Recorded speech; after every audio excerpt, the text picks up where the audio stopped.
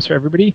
All right, ladies and gentlemen, this is the SC Reddit Open 13, I believe, and my name is Harlequin, and I'm here today with C-Gnome, who is normally our beloved archivist, and we have a semifinals game, Game 1, best of 3 between Lulzury, who's the orange Zerg here on the lower right, and GdR, who is the red Zerg on the lower left. Zerg versus Zerg matches.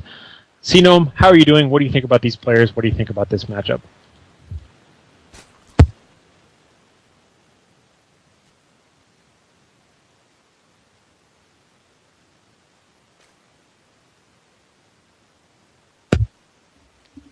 Yep.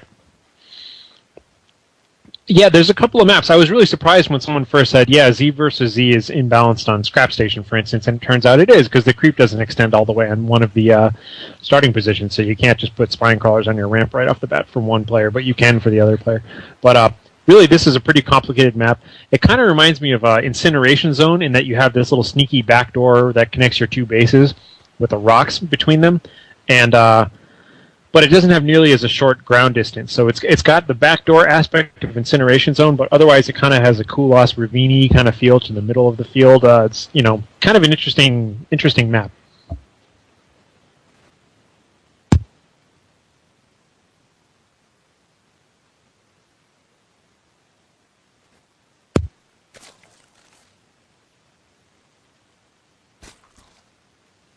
Yeah, it's a weird build, but I didn't really ever see it not work for him, so I can't really fault him in it. And the cool thing about it was he wasn't even rushing with it most of the time. And the only time he did was versus the Terran player, and that was kind of nice for him. So we'll see. We'll see how this works. I'm cautiously optimistic, because what happened was in the evolution of this game, I'm sure everybody's been watching as much StarCraft as I have, but it used to just be nothing but Lings and Banelings, Tier 1 all the time. Maybe one person would expand, maybe one person wouldn't. And eventually, Zergs got better and better about blocking those kind of attacks with roaches, and roaches became the dominant strategy. But, you still see a lot of both, and so, hopefully we'll get some variety this game. But the worst kind of Zerg versus Zerg game is nothing but Lings and Banelings. I hate it, and for a while, the Korean ladder was nothing but that. Really aggressive.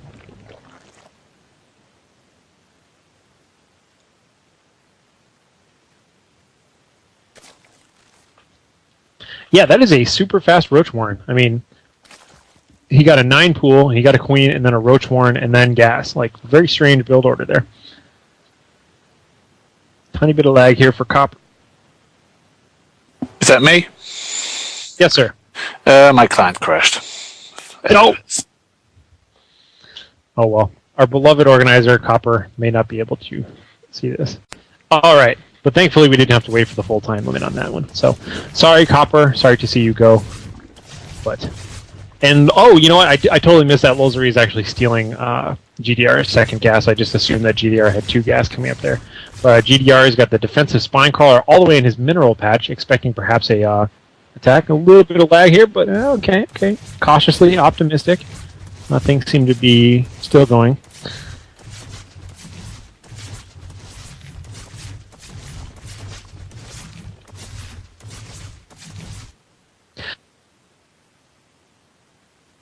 Yeah, GdR is basically skipping Lings and going for nothing, but he's going to wait for the first batch of larvae to pop off and then just go for a huge amount of roaches, most likely. And there he goes. Well, at least 2 roaches.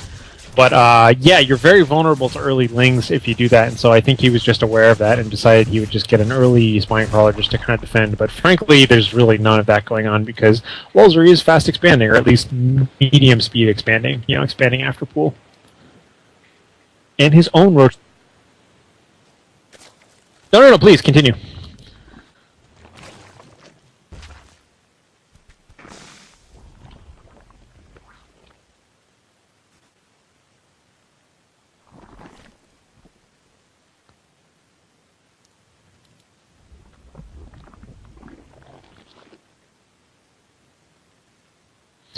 Yeah, I agree. Usually I just keep it there just to piss them off and then, force them to attack it for a little while and just maybe even gain like a tempo advantage. But if you're not going to do any of those things, that's not entirely necessary.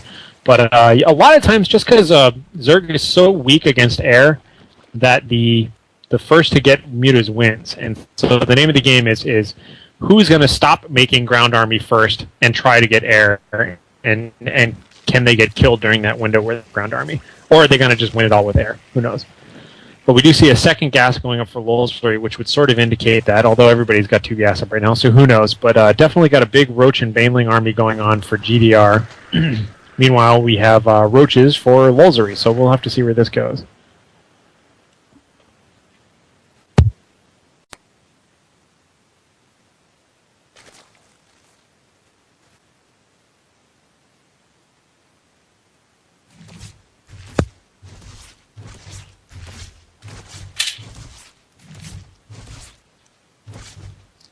Yeah, I think GDR is just anticipating that his opponent is going nothing but Zerglings, or at least was planning on going Zerglings and Banelings, because Roaches and Banelings destroys the hell out of Zerglings and Banelings. However, like you said, I think the all-Roach army will have a slight advantage. And looks like that's definitely going to be the case here, because those Banelings did not do enough damage when they crashed in. And he's definitely going to win this standoff. And Lulzury easily defeating GDR's push there, and has an expansion to boot. So I put firm bets on Lulzury for now. He seems way ahead because of that.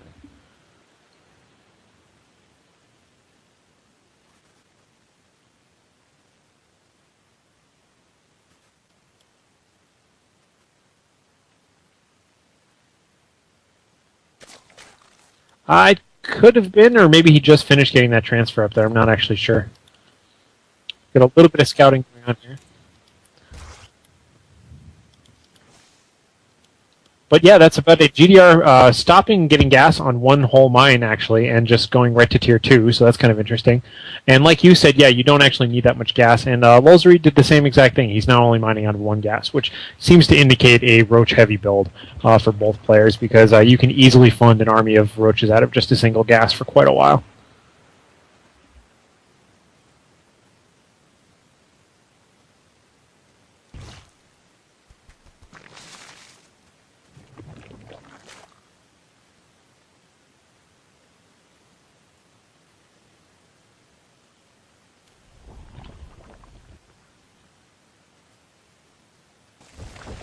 Yep, that extra damage in the mirror matchup really works out. And let's see here. Otherwise, just a straight-up tech race here. And the real question now is, what's the tech swap going to be? Are they going to stick to Roaches? Are they going to get Roach speed, both of them, and get upgrades? Or is someone going to start trying to add in Mutas or trying to add in Hydras? At the moment, no one has the gas for Mutas. But